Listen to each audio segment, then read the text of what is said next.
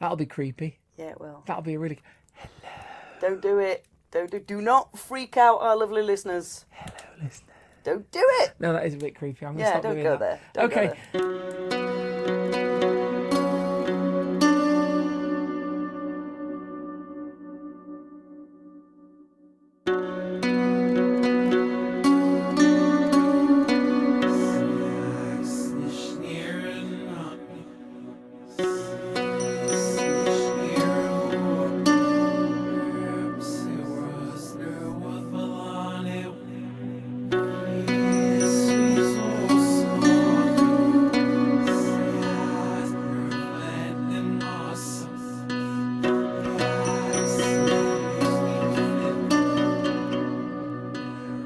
So, yes, hello to you. Hello. Hello to me. Hi. Hi. Hello, lovely listeners. Hello. Welcome around the virtual campfire. Hello. Crackle, For crackle. episode... Episode? Shut up! We're going to make a killing with this one. Your serious face here and I'm just gone and lost it. Episode. Hello, lovely listeners. Hello. Welcome around the virtual campfire. Crackle, crackle. What? I'm doing effects. I can hear that. Welcome to episode 65 of Frithcast. Settle in, warm your knees, grab a bun, fight Kate for the marshmallows. Yep, you've got no chance. Okay, fine. Don't fight Kate for the marshmallows. I mean, you can try, but, you can try. Sneak the marshmallows out from under Kate's nose. Good luck. Okay. Settle in for another Frithcast. I'm Suzanne Martin. I'm mostly a heathen. And I'm Kate, and I'm mostly not a heathen, so... Together we make most of one heathen with no brains. Indeed. Yes. Yeah, welcome to the slight surreal madness of us going off on tangents, but we do talk heathenry in between. Welcome to my lovely wife, Kate, who is a druidy thing and coffee-powered. Indeed, although not coffee powered at the moment, which is unfortunate because I'm currently on a bout of night shift. Yeah. And hence the sort of slightly fluffy euphoria, because I'm not quite entirely sure. What date we're on. Yeah. Never mind what day we're on. Hey ho, never mind. Everything's fine, lovely listeners. What are you going to tell us about today? Well, I thought we'd do another one of the runes today. Okay. It has been a few weeks since we've done a rune. Yeah. Well, we did a little bit of the tea rune last time. We did mention it, this is true, yes. So I thought we'd look at another one of the runes today, and I thought we'd look at the second rune. Now, way back in episode... Hang on. Something or other, what? Hang on. What? The second rune. Yeah. So that's F-U. Yeah, it's Okay. the part. Please go ahead. So I thought we'd have a look at the second rune in the sequence. Now, way back, goodness knows when, we did the very first rune, and we looked at bovine bank accounts. Fail. And so I wanted to have a look at the next rune in the sequence. Okay.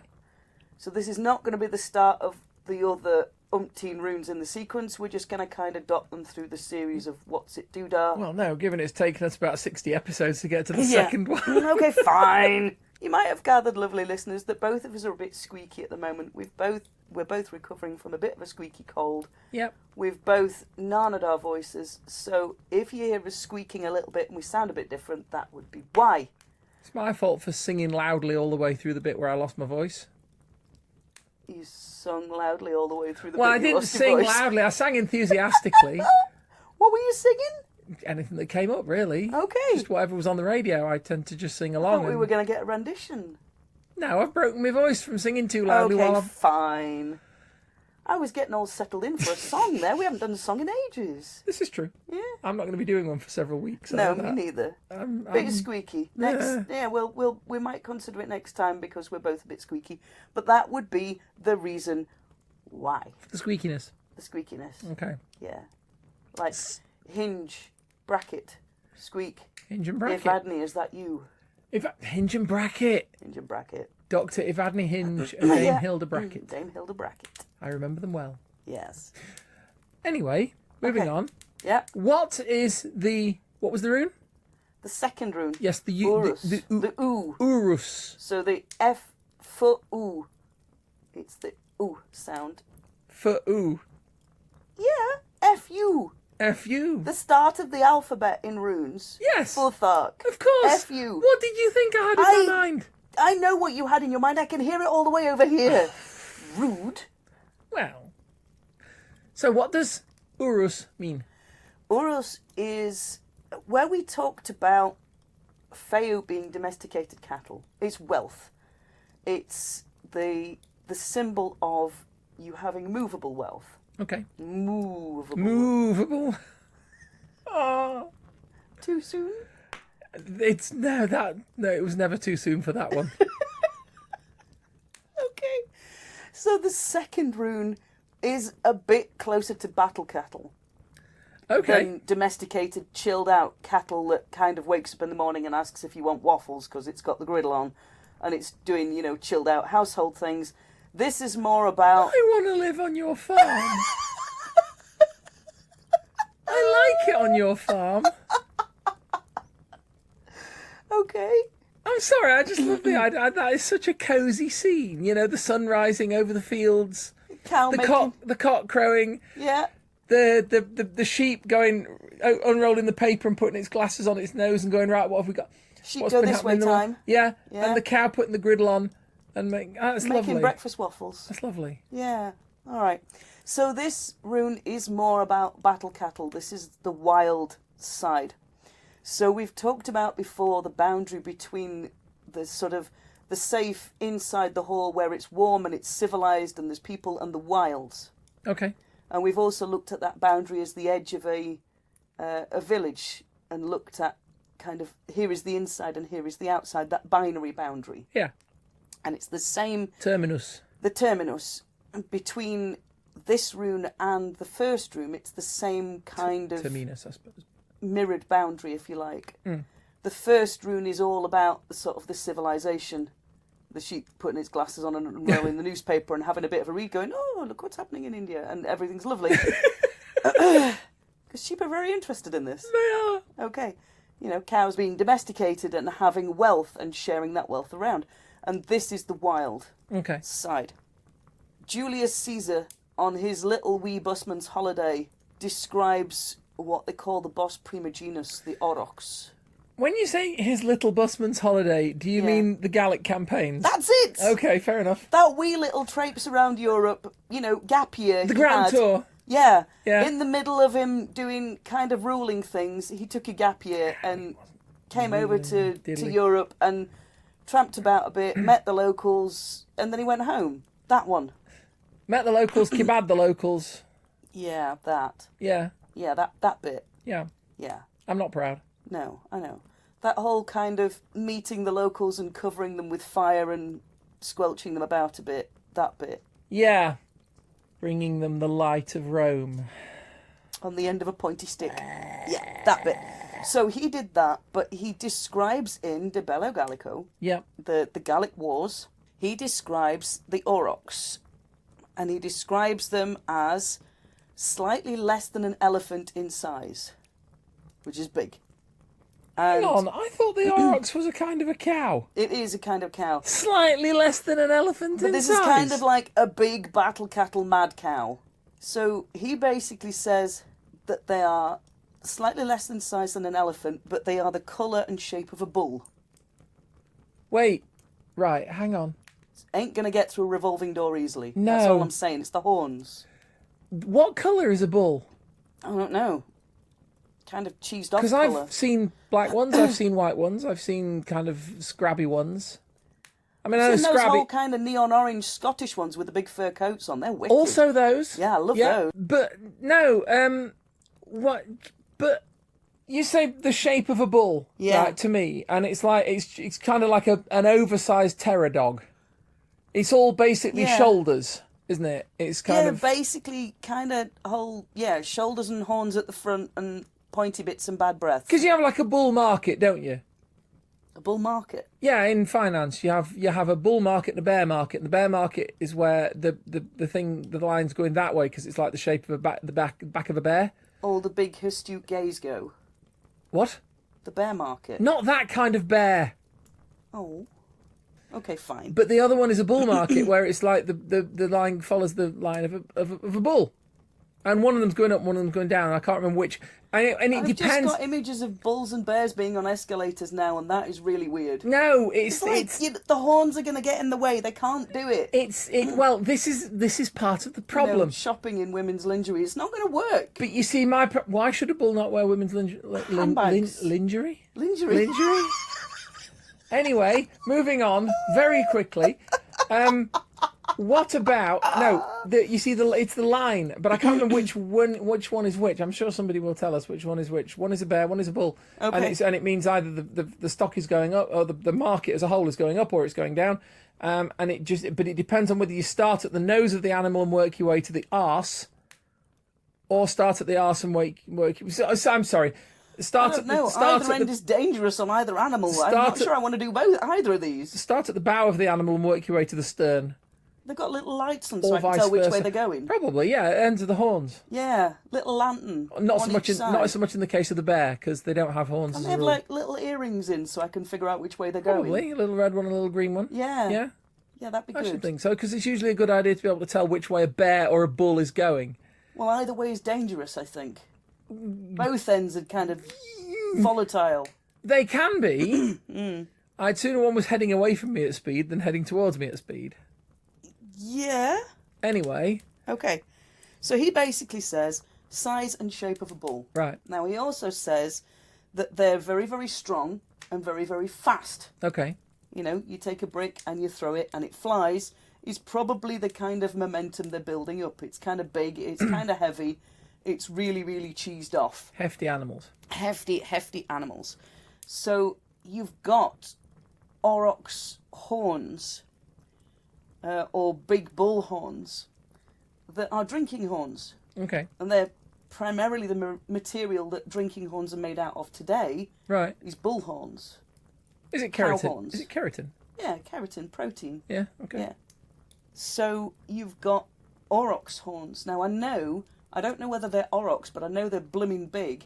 There's a pair of gilt-tipped horns, and I have to be really careful on how I said this, in the Sutton Hoo assemblage, which is just a posh archaeological word for a group of things that come from the same place. Okay. Assemblage. So these tilt-hipped gawns. Yes. That you were talking about. Tilt-hip gawns. That's something out of Star Trek, isn't it? Probably. Yeah. Probably. So they're huge. Okay. Basically, and they've got a massive capacity. And I know we have longhorn cattle about today, but generally our domesticated cattle have been bred without horns. Yeah.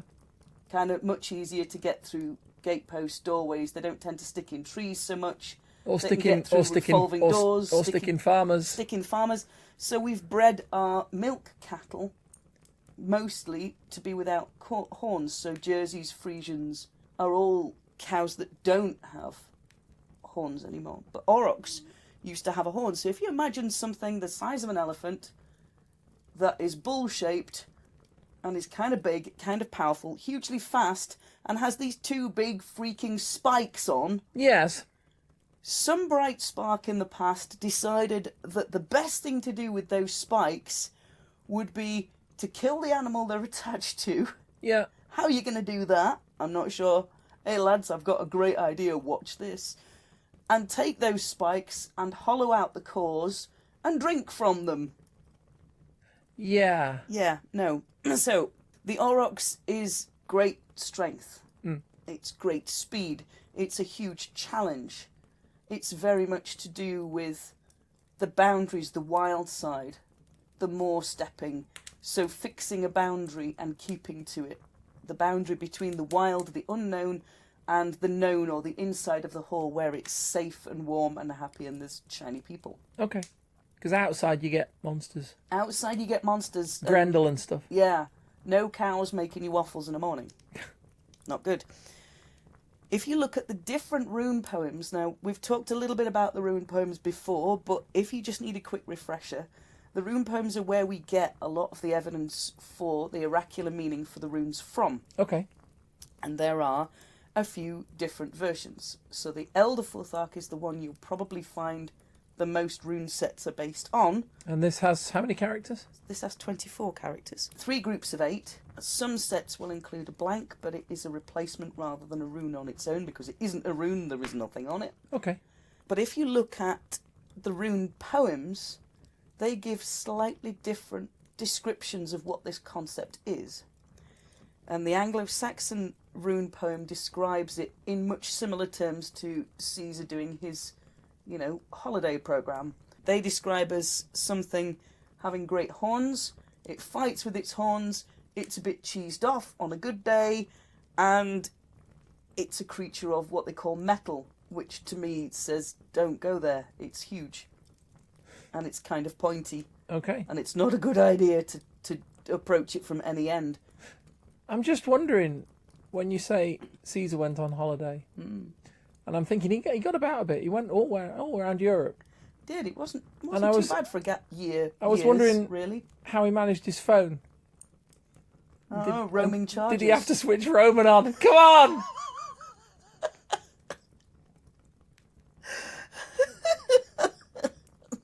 That was bad. It would have been. Yeah, it kind of got perforated at the end there, but never mind. I should think he did. The big pointy horns. You're gonna get perforated. Anyway, go on.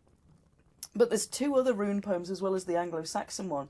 There's a Norwegian rune poem, and that gives you a slightly different meaning, completely different meaning. Okay. It has a concept of what they call dross or slag, which is the waste product from forming metal. I have heard both these words. Yeah. And it also has the line... I didn't know dross was actually a thing, though. I thought it was just rubbish. It was just kind things of to throw away. A vernacular. Yeah. But it also has the line in, the reindeer often races over the frozen snow. She sells seashells on the seashore. She does, but I'm not quite sure how the whole kind of dross or slag as a byproduct of forging metal, processing ore into metal, then gives you the reindeer often races over the frozen snow. I'll be like, well, yeah, but... Do you shoot reindeer? If you're using them, I mean, do you use them to pull stuff? Would they be talking about like sled runners and stuff? Or? I think they do now. I don't know whether they did. I think they used to hunt them. Yeah. I'm just wondering if it's kind of, well, was it like a sort of obvious lead on from you do your forging and your smelting and whatever it is you do, and then you make your wee shoes and or is it some kind of kenning that we don't have a key for these days? Might be a kenning, and all I've got now is a whole kind of reindeer running off with Louboutin shoes on. Whole kind of Pratchett, steel shanked high heel thing going on, and it's like, oh, that's the whole wrong image in my brain. But there you go, the reindeer often races over the frozen snow, and I'm like, what? So I tend to stay with the meaning of the aurochs. The cow. Okay. The big battle cattle thing going on. Yeah. And the Icelandic rune poem gives you a third meaning. Crikey. Yeah. And in that, they compare the strength of the animal to the rain beating down on crops and livestock. And for me, that's almost like the wild can destroy your domesticated. Domesticated? Domesticated. Domesticated. That. Domesticatized. It can make it de-domesticatized. Okay. On account of being 2 inches thick and 24 feet wide. De-domesticatization. Yes. This is. Don't try and write it, lovely listeners. It ain't going to work, and you'll just end up needing more coffee. Okay. It's more like this is wild strength. This is instinct. Some people will look at it as its achievement, because to kill one of these big beasties with the horns and the PMT and the battling of the cattling is quite a task. Yeah. You can't just walk up to it and ask it to kind of, fall on your big knife, shall you tar? It doesn't work. This thing is huge. Mm-hmm. Caesar describes it as slightly less than an elephant. I think Caesar was bigging stuff up though, wasn't he? He was. I mean, when he sort of came up to Britain, he did a lot of talk about how it's terrible. Yeah, and how sort of savage the natives were and how everything's horrible, but we are doing brilliant work, great fantastic. Yeah. Don't worry about us. We are being Roman heroes. Exactly. He was bigging it up because he wanted, and I speak as a Roman pagan, so you know, I know I should be probably standing up for him. But I mean, the guy was an arse, and you know, he wrote a good rote though, didn't he? He kind of did the whole sort of press release thing quite well. But that was the thing. You've got to take it with a pinch of salt, because he was trying to big up the challenges that he was facing to make himself look good, and to justify what he was doing. The huge campaigns that he's pulling himself. So not only are we facing like marshes and no roads and no bathhouses and no civilization, no libraries, no books, no nothing, we're also facing these huge, big, uncouth guys who don't even speak Greek. Yeah. And the native cows are freaking They're the size of elephants. Yeah. And it's like, you actually go there at the time, you get in your TARDIS, you nip back there, you go, what, can you just point me to a cow? And they'll go, that thing over there, mate, only in ancient Britain. It's a really, really big upside down squirrel. That thing over there, mate. And you're like, what thing? That thing there. What? I can't see. All I can see is that tiny little Thelwell pony. No, that's a cow. What? It's like 2 feet from floor to head. What are you talking about? It's a Fizzgig with horns. Yeah. But he said they were the size of massive elephants. Well, he's a lying troll, because he's... Yeah, I mean, he is. He is doing his whole press release thing, and he is spinning it a certain way. Mm-hmm. And now that you know that there is spin, you can look out for the spin. You can. But I don't think he's far wrong in the fact that they are freaking huge. All right. I mean, I know Aurochs. Realistically, I know Aurochs were big. Kind of big. But, a little bit big. You know. Maybe not quite slightly less than an elephant, unless he's got a really, really small elephant. Having said that, there are fairly small elephants, so... Yeah. Good point. Okay. Grey is the usual colour, Majesty. Who's Queen? As you say, Majesty, there were these magnificent orange elephants. Sorry. No, you're not. I get Blackadder every now and then. Has to be done. Coming over the Alps. On elephants. On what? On elephants. What's an elephant? A really, really big upside down squirrel. Jesus Christ, that's scary. Yes. So, kind of like elephants, but bulls, big horns thing going on. Never going to get through a revolving door. Indeed. Not going to happen. So there will be no capes. So, for me, this rune is more to do with unfettered strength and instinct. And, yeah, if you're going to describe somebody as bullish... Yep. This is the one to do it with. This is the rune to do it with. Okay. It's that kind of the strength that hasn't been harnessed and yoked and domesticated and made smaller and more manageable. This is the bull you do not want in a china shop. This is the bull, yes. As opposed to the other bull, which is the one that sort of just mooches around a field all day, chewing on grass and lowing. Is that what they do? They low? They do. The cattle are lowing? Yeah. The baby awakes? Probably. No. The baby doesn't awake. Yeah, he does awake, but he doesn't cry, does he? That's how the... I don't know. It's been a long time since I've sung Christmas carols for some reason. Yeah, well, wrong season, dear. It's getting that way, isn't it? Yeah. The sun didn't rise till about 4:30 this morning. Well, I didn't rise then. I mean, I didn't start going... The pale fingers of icy dawn. Whose fingers are you doing at 4:30 in the morning? Icy dawn. Really? Yeah. Is she all right? She's a lovely girl. Stop it. What? We're going to have to cut all this No, out. we're not. Yes, we are. Nuh-uh. I'm not cutting this. This is genius. I'm not cutting this out. Lovely listeners, we're going to leave you with an image of kind of cows doing cow chill-out Woodstock hippie flower power making waffles things. Lowing. On the down low. On the down low. The down lowing. The down low. It's bad. I don't know. I don't speak modern. No, I don't think I do. Anything past Victorian age is modern. I used to read Just William books when I was a kid, and that's pretty much where my... brain is. Yeah, it was where I stopped. It's like 1950, bang. Yeah. So, lovely listeners, we're going to leave you with the image of battle cattle. and Caesar's description of them as elephants, and the slightly confusing, not quite parallel descriptions in the rune poem of the same rune with 3 slightly different understandings of its character. And I tend to go with the Battle Cattle version, but there are other versions out as well. So we've got the Aurochs. Yeah. For one, the wild, untamed... Yeah, beastie of the beasts. We've got the slag/dross and the reindeer running over the snow. Yeah. And we've got the Icelandic one. Icelandic one is kind of like really hard rain. Hard rain. You see, I like that one. Yeah? Yeah. Okay. So we've got 3 very different understandings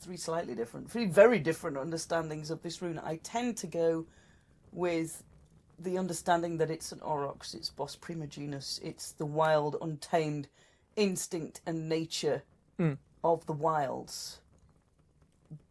That is kind of the counterpart to the first rune, which is the civilization. So it's that binary again. Yeah. So lovely, listeners. We're going to leave you around the virtual campfire, just pondering the differences between the first rune and this rune. Okay. We will talk to you all next time. If you would like to find us online, my name is Suzanne Martin. You can find me on Facebook. You can also find me on Twitter at Geetha in Jeans. Come say hi. And if you want to find me, I am Kate Coldman online, and you can find me at my shabby... my shabby not quite website at glassrain.net. So lovely, listeners. We're going to leave you around the virtual campfire. We'll come back and talk to you in next episode, and we'll talk to you then. Bye bye. Bye bye.